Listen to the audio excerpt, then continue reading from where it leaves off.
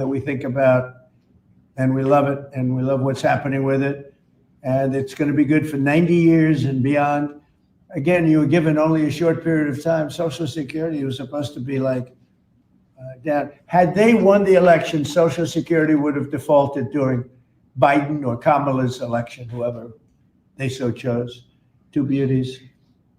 And now what I'd like to do is ask Frank to say a few words. Again, this is a man with a really storied, most successful anywhere in the world. What he did at J.P. Morgan Chase and what he did for Henry Kravis and all of the others are like legendary stories. And he just wanted to do this. He's making about a tiny fraction, I would say, a tiny fraction of what he used to make, but he didn't care. He wanted to do it. He made a lot of money. And he said, I want to run that system. I want to put it back on track. And he's got unbelievable talent over there. It's like a different place. So, Frank, would you say a few words, please? Sure. Thank you. There's less than 1% tiny fraction, sir. Is that what it is? Less than one? That's a tiny That's fraction. an honor. It's an honor. It is an honor. And I'd like to start off by thanking the president for his tireless effort in running the country, in what he's done across the country, meeting every commitment. And, you know, I see it directly in the big, beautiful bill, the opportunity that it's brought to seniors. But his effort on every commitment, delivering against it, and delivering on world peace tirelessly. I'd like to also thank him for my opportunity. You know, he's teasing me, I'm teasing him about the economics of the job. But the reality is to serve 300 million Americans, which is what Social Security serves, is a tremendous honor.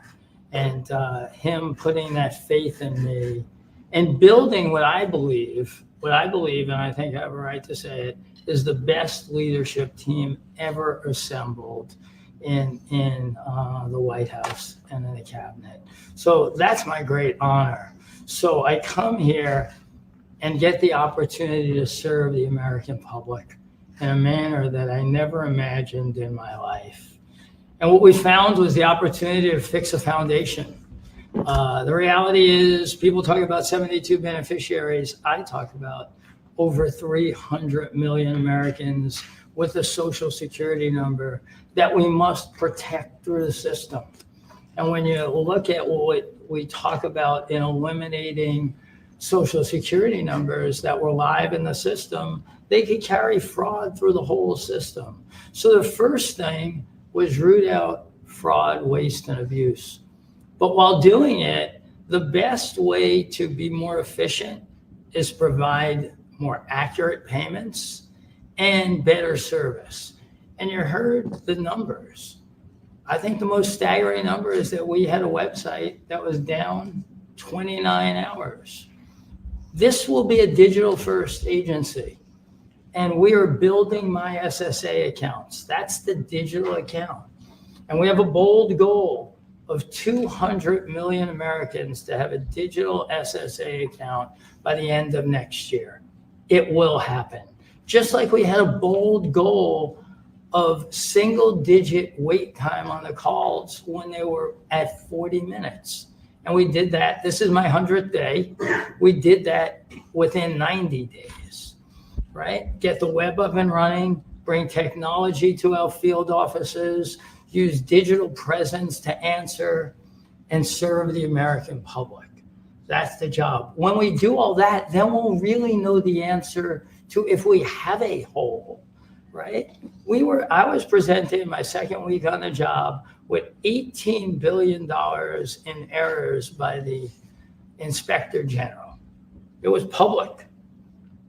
In less than a month, we solved 9 billion of it. So that's the type of swift action we can take, right? You see the things like the big, beautiful bill for the seniors.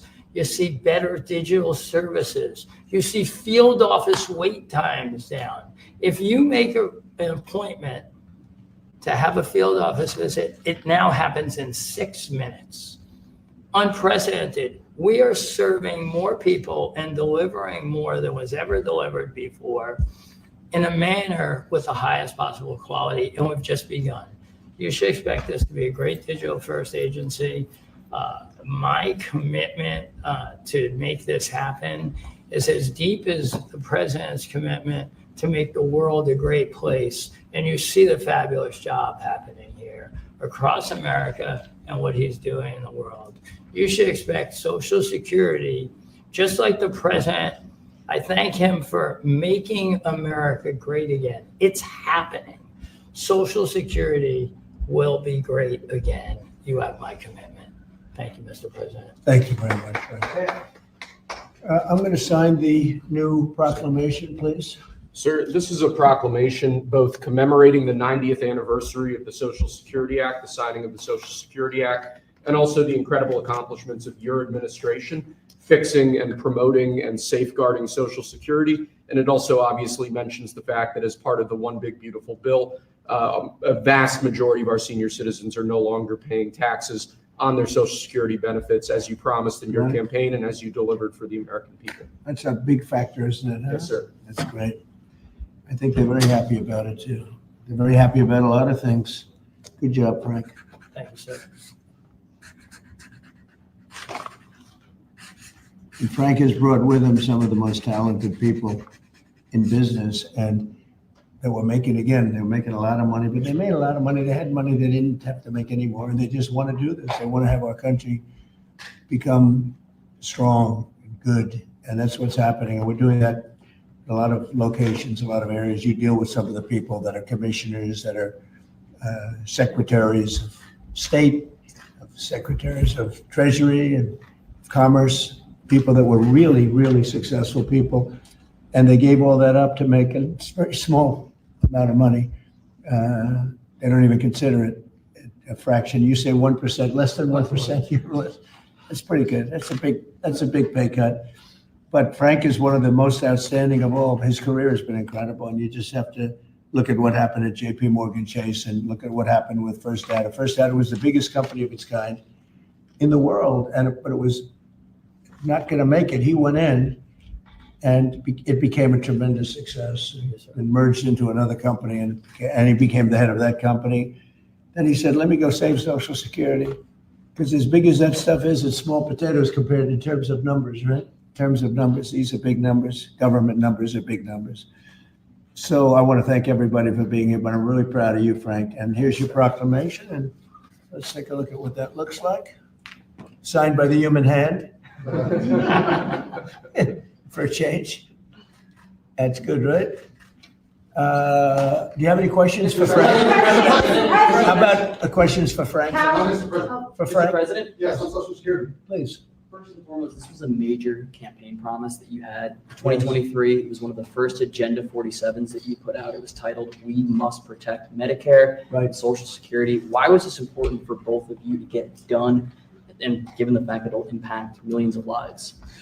Well, it was very important to me because I knew how Social Security, I've been hearing about it for years, long before I came to office, that it was really going to die very shortly. And I had to put somebody outstanding in, and I was talking to him on a business sense once, and I said, this guy's amazing. And he said, I'd love to help you with Social Security, because it's sort of what he does. You know, he takes troubled entities and turns them around. And he did some of the biggest messes in the world, and Social Security in a certain way, I guess, you reported it all the time. In 4 or 5 years, it's going to go bust, but not anymore. It's not.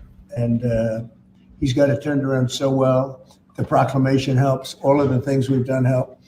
And he's finding such tremendous fraud where we have illegal aliens. We have people that don't even exist on Social Security now. They don't exist. And what it does, it makes it totally secure and powerful for the people that are on it and need it. And we're very proud of the job he's done, one of the best. Kara Castro from WWMT-TV. How are you today, sir? Democrats like Bernie Sanders and Elizabeth Warren continue to peddle the lie and the claim that you're trying to cut Social Security, despite your repeated promises to protect it. Why do you think they keep pushing this misinformation and literally terrorizing the elderly in America that sadly keep watching the very misleading mainstream media? I love your question. I should have called you almost first, but I love his questions also, always. But it's such a good question. It's so vicious what they do. Elizabeth Warren said she was an Indian We call her Pocahontas. She's a liar. She lied her whole career. Based on the fact that she was an Indian, she was able to get into certain colleges, get certain jobs, get into certain universities to work there. She's a liar and a mean person. She's a nut job. I watched her the other night. She's all hopped up endorsing a communist in New York City. And she was all excited and jumping up and down. She's got to take a drug test. She really does. She's got to take a drug test. There's no way somebody can act that way and be normal. What she's done to our financial institutions, she destroys people.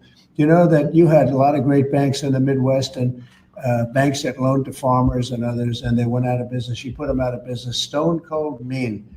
Banks that were open 150 years, family banks that supplied the farmers and manufacturers and others, and she put them out of business. She's a mean, horrible human being. Bernie Sanders is Bernie Sanders. I don't mind him so much. He's just a liberal guy, very liberal guy. He's a wacky guy. He's still sharp. I got to tell you, you know, he's 86 or 87 or something. He's still sharp. You compare that to Joe Biden, it's, you know, sort of what happened. So I don't mind Bernie Sanders. With him, you know what you're getting. You're getting a guy, he's a nasty guy, but he's somebody that, I don't know if I call it a fastball, but he's able to throw the ball pretty well. He's okay. I watched him the other day. He was totally on the opposite side of things. I will say this, the biggest issue right now and an issue that's really taken hold is crime, stopping crime in the cities. And the Democrats are fighting the stopping of crime. So I think that's like men playing in women's sports is okay, or transgender for everybody, okay. But this is a bigger issue. This is the biggest of all issues. Crime is rampant in DC. It's rampant in our generally blue-run cities, and they've got to do something about it, or they're never going to win another election. And instead of calling me a dictator, they like to say Trump's a dictator. Trump's a dictator. Well, I had calls from many, many friends, including Democrats. I have a lot of Democrat friends, but they're normal people. And they were thanking me so much for what I'm doing in DC. They feel so safe already. And you know, at the border, we had 0 people come in, and this is done by a liberal group. They're the people that do it. I have nothing to do with it. 0 people in 3 months. We had 0, 0, and 0 for 3 months. And last year we had millions of people pouring in from all countries, from jails, from drug addicts, gang members, drug dealers by the thousands and thousands. 11,888 murderers, half of whom committed more than one murder. They flowed into our country, and for the last 3 months we had none. And I didn't get, remember when Joe Biden used to always go, I need legislation.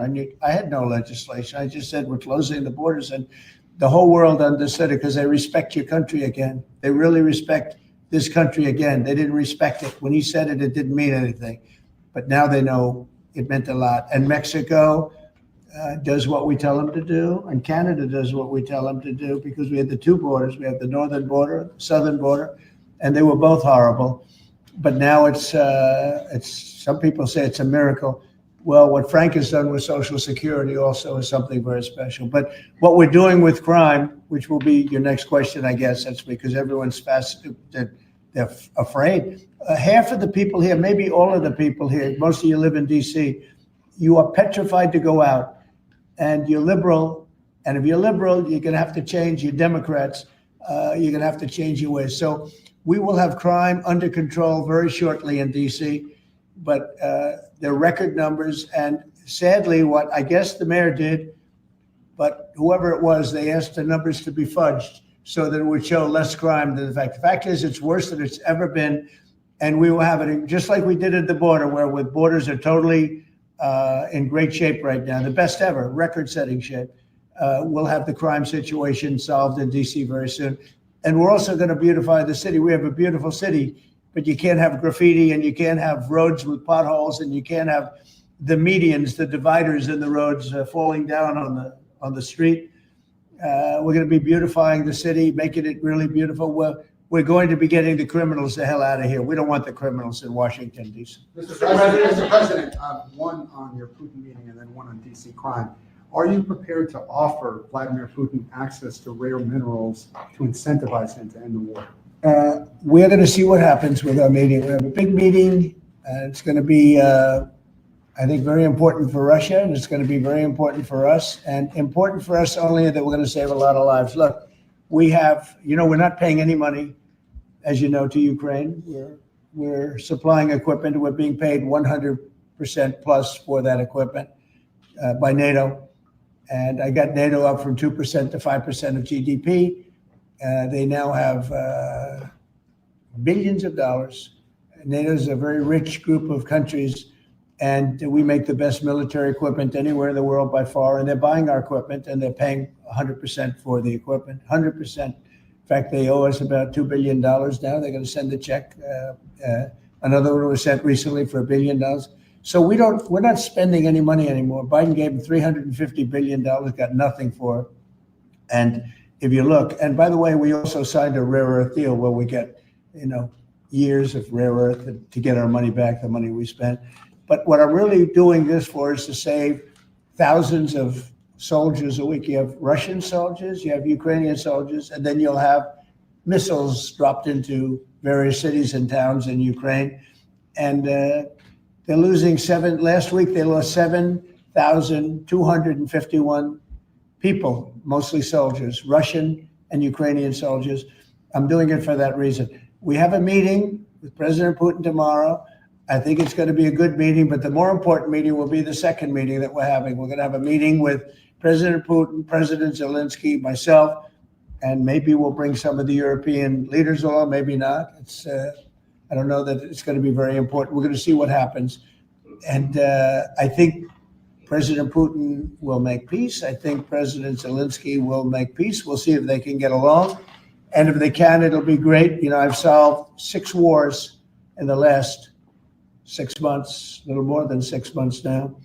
And I'm very proud of it. I thought the easiest one would be this one. It's actually the most difficult. We had one war raging, as you know, for 37 years. One in the Congo with Rwanda was raging for 31 years. We solved 6 of them, made peace, not just solved them, we made peace. If you look at Pakistan and India, planes were being knocked out of the air. 6 or 7 planes came down. They were ready to go, maybe nuclear, we solved that. I thought this would be maybe an easier one. It never made sense, this war. It would have never happened when I was president. If I were president, this war would have never happened. But millions of people have been killed. And I'm there for one reason, to see if I can solve. This was Biden's war. This isn't my war. I want to see if I can stop the killing. Yeah. Rare earths, do you plan to offer him access to that at all? We have great rare earth. We made that as payment for all of the money that we've spent so foolishly in Ukraine. We spent $350 billion. Now Europe spent $1 billion. That's a lot of money. They spent $100 billion. That's a lot of money, but we shouldn't be spending a lot more money than them, and they understand that.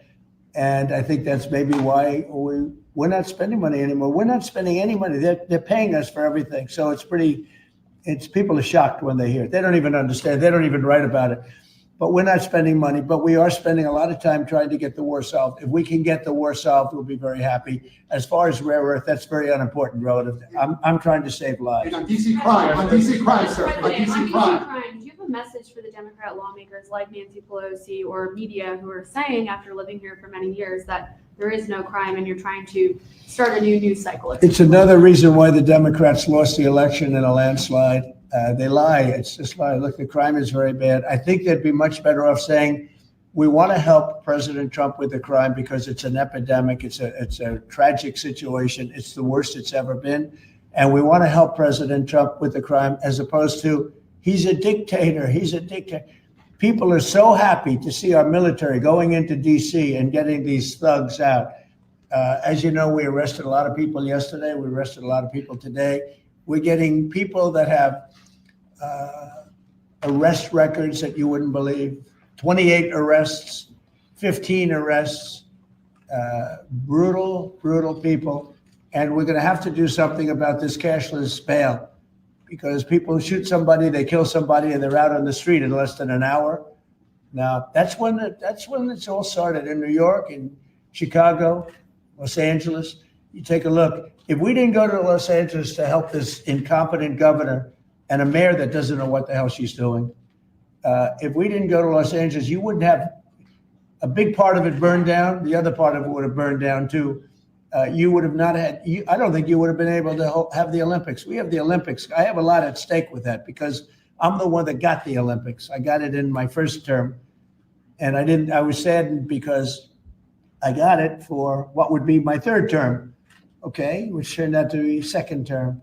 And the Olympics, it's a great honor, but I felt badly because I said I won't be president when the Olympics came. Well, through circumstance, I am president. I want to make sure the Olympics is great, the World Cup is great, and the 250, maybe the most important of all, is the 250-year celebration is great.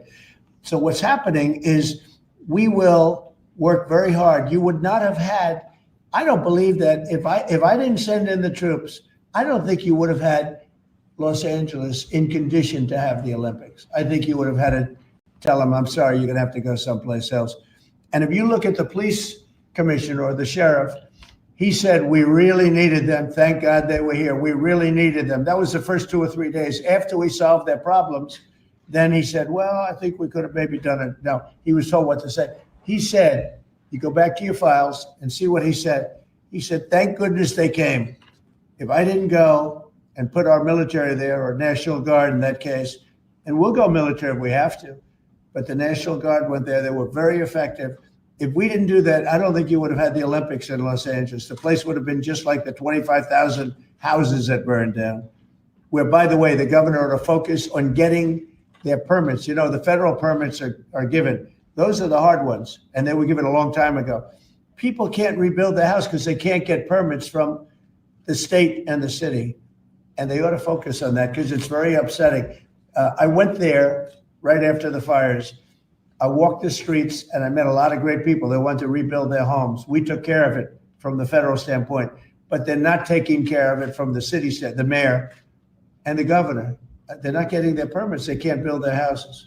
Mr. President, on DC crime. Go ahead, please. Mr. President, thank you. Do you think this summit and the incentives for peace you are putting on the table could end up rewarding Putin for his invasion of Ukraine? And what kind of signal do you think that could potentially send to other aggressors? No, I don't think it's a reward. I think that what we have is a situation that should never have started, It didn't start under me, and for 4 years it wasn't even discussed.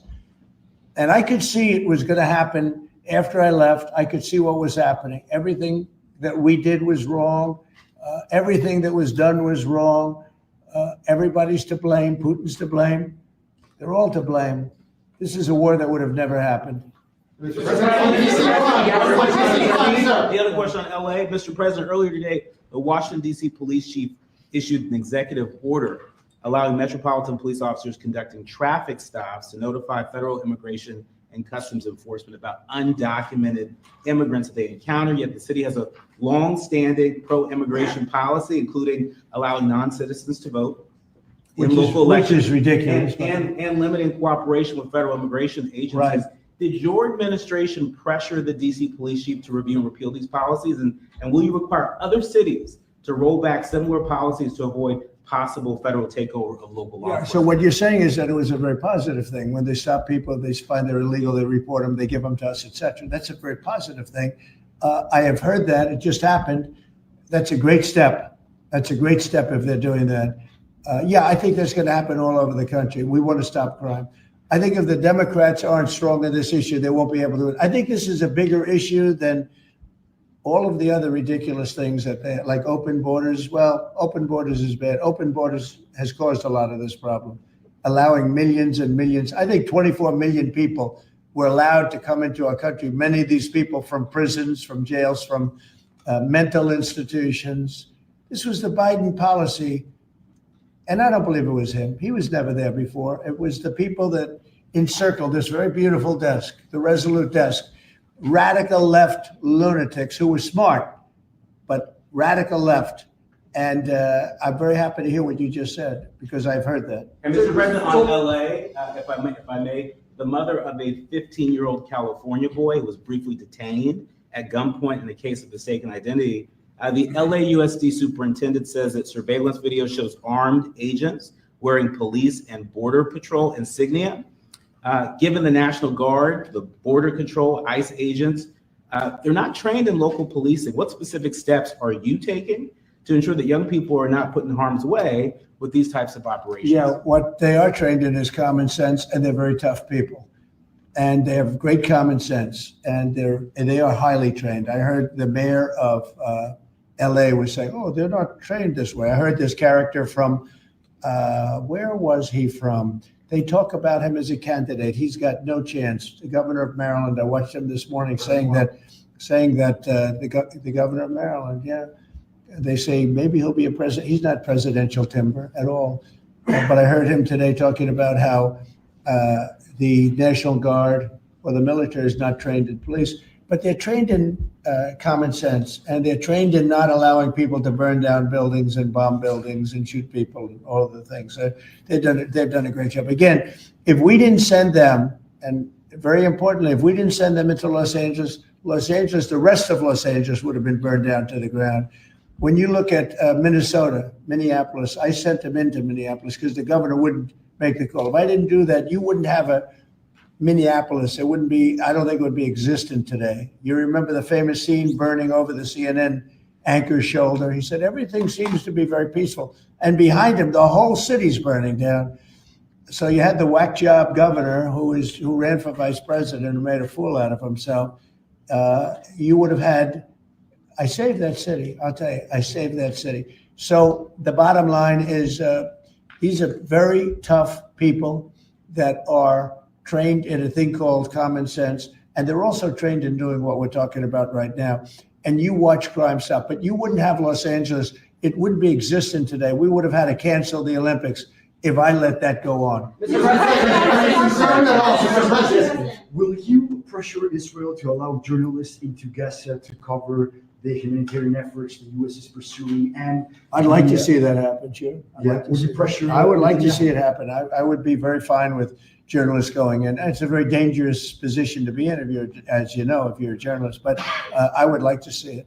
And on tariffs, Brazil, Mexico, and Latin America are getting closer to China, and they say it's partly because of the tariffs you're imposing those countries. Are you concerned them getting closer to China? No, not at all. I'm not concerned at all. They can do what they want. None of them are doing very well. And what we're doing in terms of economics, we're blowing everyone away, including China. We're doing better than any other country in the world right now.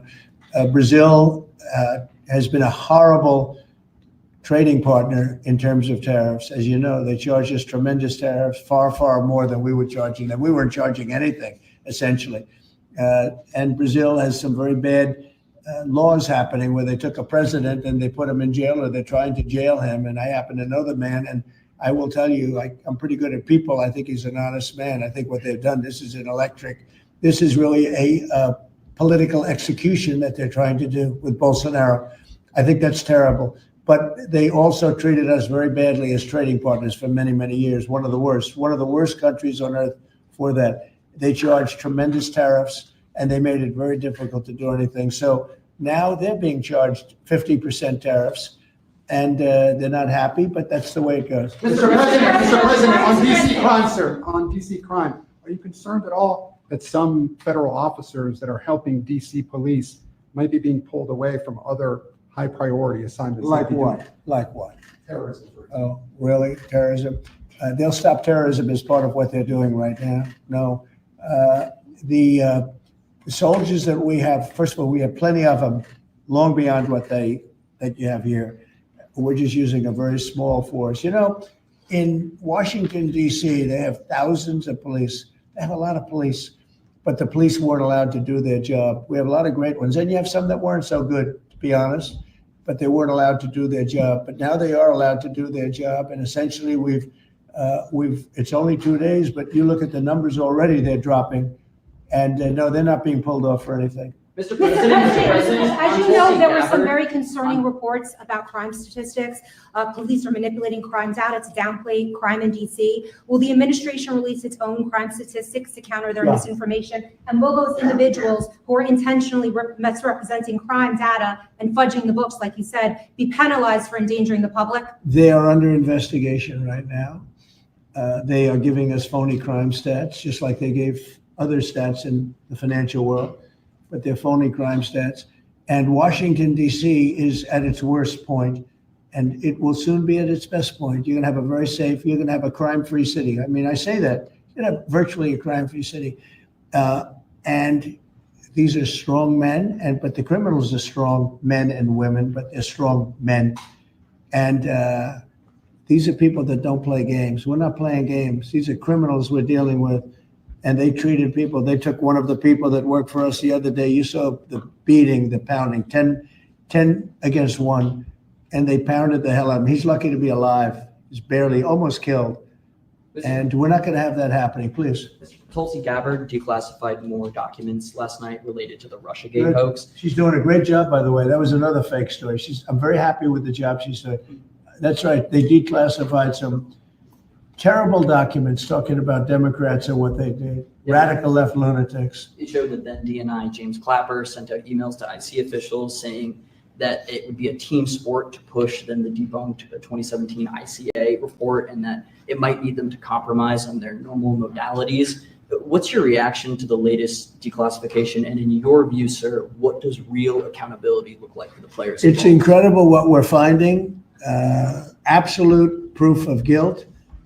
And we'll see what happens. But Clapper and Comey and that whole group of criminals, they're criminals. And they made it very tough. You know, they did the fake Russia witch hunt that lasted for 2 years. And I got totally exonerated. There was no doubt about it. They should have done it in 1 day, not 2 years. But it was a whole scheme to try and demean Trump so that I couldn't win an election. And that is a criminal group of people. They're sick people, and they're criminals, and they should be taken care of. Mr. President. Does Putin have a strong hand tomorrow?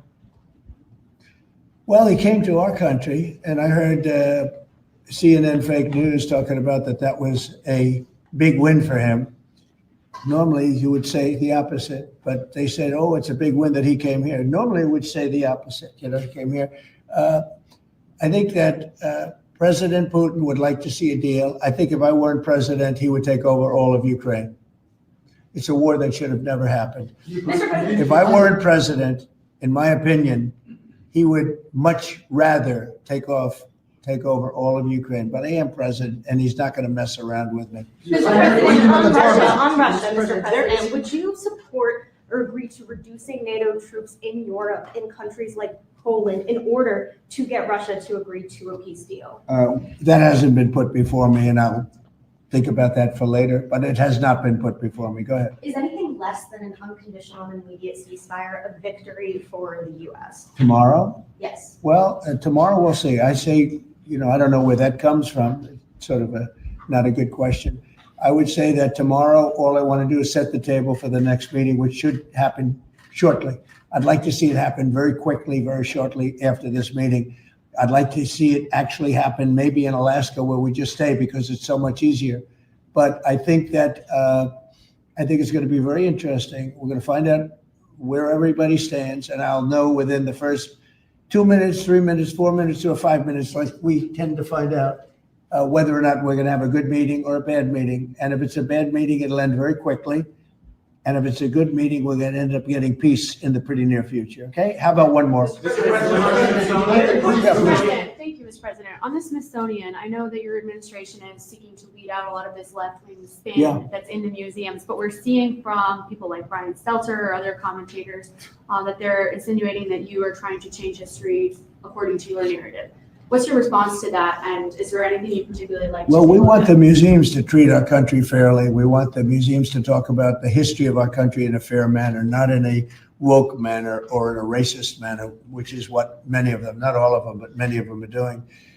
Our museums have an obligation to represent what happened in our country over the years, good and bad, but what happened over the years in an accurate way.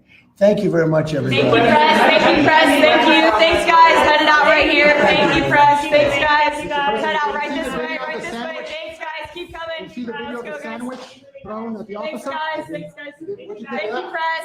Thank you very much. Thanks, guys. Thank you, press. Thank you. Thank you. Keep coming. Here, Alex, you can go right here. Okay. Thank you. Thank you, fellas.